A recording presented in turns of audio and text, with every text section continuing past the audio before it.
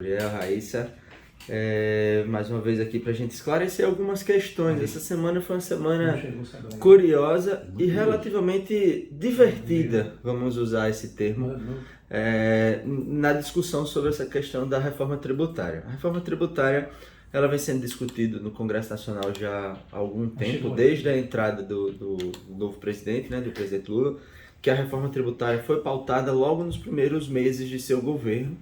A equipe do Ministério da Economia, do Ministério da Fazenda, na verdade, e do Ministério do Planejamento, eles atuaram muito forte ao longo de um tempo para mostrar e para elaborar uma proposta de reforma tributária. Porque todo mundo aqui, tenho certeza que nessa mesa, todos os nossos ouvintes, nós temos alguma coisa a reclamar. A gente acha, sim, que a carga tributária no Brasil ela é excessiva. É uma alta carga tributária, a gente paga tributos, e lembrando que a gente já caracterizou, conceituou, diferenciou, tributos de outros tipos de tributos. Contribuição, etc. Tributos, temos impostos, taxas, contribuições e todos os outros. Então, todos os tributos, o somatório dos tributos brasileiros que recai sobre nós, eles são muito altos, eles são altos sim. E temos isso a reclamar. Então, e outra coisa muito, muito importante era a complexidade ainda que ainda está em vigor, mas é a complexidade da forma de tributar no Brasil. Existem alguns princípios básicos, que é a história de tributo sobre tributo, que não pode, tributar algo que já foi tributado e contabilizar esse valor dentro dessa nova cobrança. Não pode, mas termina que quando você olha ao longo da cadeia de produção de determinados produtos, termina acontecendo. Então, assim, a forma também, a discussão que era muito forte, sobretudo entre os estados, para discutir o ICMS. Arrecada o ICMS na origem ou no destino da mercadoria? Então, todas essas questões, elas vinham sendo discutidas e abordadas há muito tempo. E a reforma tributária, a proposta do governo era simplificar, transformar diminuir a quantidade de tributos, não diminuir a alíquota, tá? Que fique claro. Era diminuir a quantidade de tributos para simplificar o modelo. Então, recentemente, houve uma primeira apresentação do governo ao Congresso Nacional, discussões, volta, vai e termina que o texto final foi aprovado. Tá? E isso rendeu uma série de discussões e de coisas ao longo da semana, das últimas semanas, na verdade. A ponto do ministro da Fazenda, o Fernando Haddad, começar a sofrer bullying e muitos memes surgirem nas redes sociais, chamando ele de Fernando Taxade, fazendo alusão a alguns filmes, como o Taxador de Promessas e tantos outros, criticando uma postura do governo, especialmente do ministro, apontando para aumento da carga tributária, certo? Então, isso é o que vem acontecendo. No entanto, a gente tem aqui para mostrar algumas questões para a gente entender melhor, tá? O primeiro ponto a gente apresentar é que, pasmem, Arimateia e os demais, o Brasil está longe de ter a maior carga tributária do mundo, mas está bem longe disso. Numa lista publicada recentemente, acredito que em 2020 e 2022, o Brasil estava numa lista de 30 países mais ou menos. 30 países com as maiores cargas tributárias do mundo. Pegaram os 30 países com a maior carga tributária do mundo. Na verdade, os 30 países com maior peso de PIB, relação PIB, Produto Interno Bruto, atividade econômica, crescimento econômico. Países com IDH, olharam o índice de desenvolvimento humano desses países e a carga tributária. E o Brasil, ele estava do meio para baixo da tabela, ou seja, estava ali dos 30, o Brasil estava ali mais ou menos na posição de número 20º, 18º, por aí, certo? Ou seja, a gente está bem longe de ter a maior carga tributária do mundo. Com uma particularidade, professor Jonathan, é que nesses países a qualidade do serviço público é bem diferenciada e no nosso aqui não é. E aí quando você não dispõe de saúde pública satisfatória, quando não dispõe de educação satisfatória, quando não dispõe de segurança pública satisfatória e você tem que mensalmente pagar por esses serviços, aí na ponta do lápis a carga tributária vai para as alturas. Exatamente, Arimatea. A leitura é perfeita, é exatamente isso. Apesar de a gente olhar para o número do tributo pago, e o tributo, só para a gente fixar a ideia, a carga tributária brasileira, ela chega ela é variável de ano a ano, mas ela varia entre 32,8% a 34,2%. Está ali na média, em torno de 33%. O que isso significa? Que nós trabalhamos um terço do ano, a gente trabalha até mais ou menos abril, e de janeiro até abril, tudo que a gente trabalhou é só para pagar tributo. Certo? Essa é a lógica. Então, no Brasil, funciona desse jeito.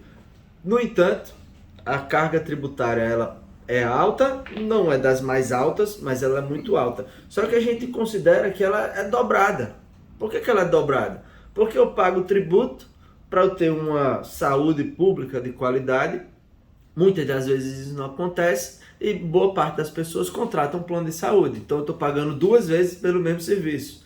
Da mesma forma acontece, como você falou, educação, segurança pública. Você tem um carro, mas você precisa botar um seguro no carro, para o carro, se você não tem problema se o carro for roubado, tem alguma coisa complicada, errada nesse processo. Então, de fato, sua leitura ela é perfeita. Apesar de não termos a carga tributária das mais altas do mundo, ela termina sendo muito complexa e alta em função de que, além dos tributos, a gente ainda precisa pagar pelos serviços que deveriam ser oferecidos em função da gente pagar esses tributos, certo?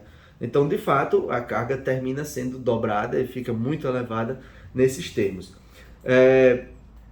Isso é muito importante da gente entender, é muito importante, porque o tributo ele é cobrado, ele é importante. A gente precisa entender, tem um conceito na economia do setor público e no conceito da parte de tributação, que é um conceito de cidadania fiscal, cidadania tributária, que é a ideia de que o indivíduo, o cidadão, ele precisa entender da importância de se pagar tributo. No entanto, a gente vive num país muito complexo para a gente adotar esse conceito e aceitá-lo com tranquilidade, porque a carga tributária ela é alta. Há estudos que comprovam que se o recurso arrecadado pelo governo de fato fosse empregado de maneira adequada na oferta de bens e serviços públicos, sem descontar os salários e tudo mais tanto dos servidores quanto dos próprios políticos, a gente deveria ter serviços de altíssima qualidade e ter ainda superávit. Tem estudos que já fazem essas contas e mostram que era mais que suficiente para a gente ter realmente serviços de muita qualidade.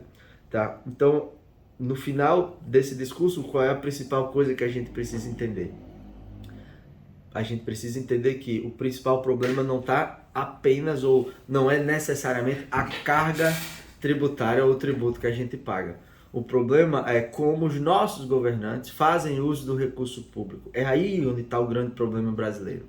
O problema não é taxar ou tributar, tá? O problema é como que esses recursos arrecadados estão sendo utilizados para a oferta de bens e serviços públicos. Voltando para o ministro Haddad, Taxade, sei lá como queiram chamar, o que aconteceu foi que foi atribuído a ele recentemente uma pecha de que ele aumentou todos os tributos, porque ele criou novos tributos, isso, aquilo, outro. A gente precisa entender que de tributação criada recentemente no Brasil, a única que de fato foi criada, e na verdade ela nem foi criada, ela foi de fato aplicada. Existia uma isenção fiscal para importação, que é chamada tarifa da blusinha, ficou carinhosamente chamada como tarifa da blusinha. Taxa da blusinha. A taxa da blusinha, que é aquela que agora passou a ser cobrada para importação de produtos abaixo de 50, 60 dólares. Que era até esse valor, havia isenção para essa importação, para essa compra no mercado internacional. Passou a ser cobrada, certo? Então esse foi o único, vamos chamar de tributo, não é novo, porque já existia a cobrança, ela só foi de fato, foi retirada a isenção, né? Então passou a ser cobrada. De resto, o que houve na verdade foi um grande esforço na melhoria na qualidade da arrecadação, na eficiência da arrecadação pública. A gente pode simplificar, me parece, professor Jonathan, essa reforma em duas perspectivas, duas expressões. Soma zero em termos de imposto, todo mundo vai continuar pagando o que pagava. Isso. Agora, a simplificação, a redução dos tributos Isso, que passarão a ser recolhidos. exatamente. E aí, como redividir essa mesma alíquota é onde está dando essa confusão Exatamente, toda, né? exatamente.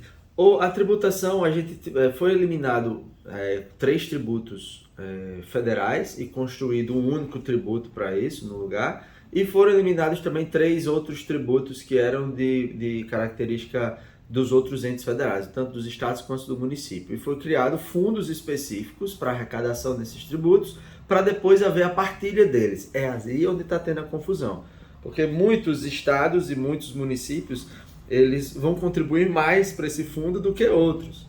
E aí eles, obviamente, vão querer receber mais recursos. Figurativamente falando, o bolo tributário vai permanecer o mesmo. Isso. Agora, o pedaço de cada um é onde está a briga, Onde né? está a confusão. Porque o meu pedaço... Tem um ditado popular que diz, aqui no Nordeste a gente usa muito, que é farinha pouco, meu pirão primeiro, né? Isso. Pronto, é mais ou menos essa a confusão que está rolando lá na divisão desse fundo tributário que vai ser composto pela essa reforma tributária.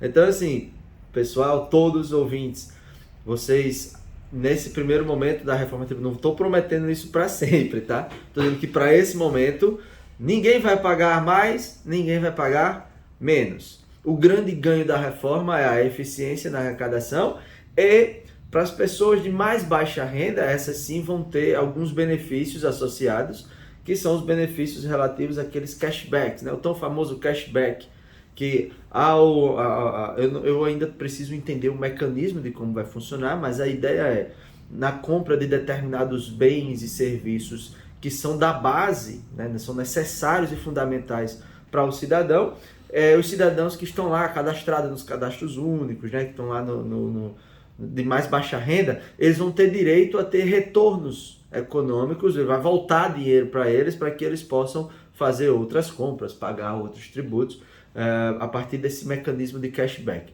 Então, jogo de soma zero, como a Arimatea falou, ninguém paga mais, ninguém paga menos. Para quem é população de mais baixa renda, vai ter o benefício desses cashbacks. E o grande ganho para todo mundo, do modo geral, é a facilitação, a clareza, a maior transparência na cobrança dos tributos pela redução do número de diferentes tributos. Essa é a grande questão do momento.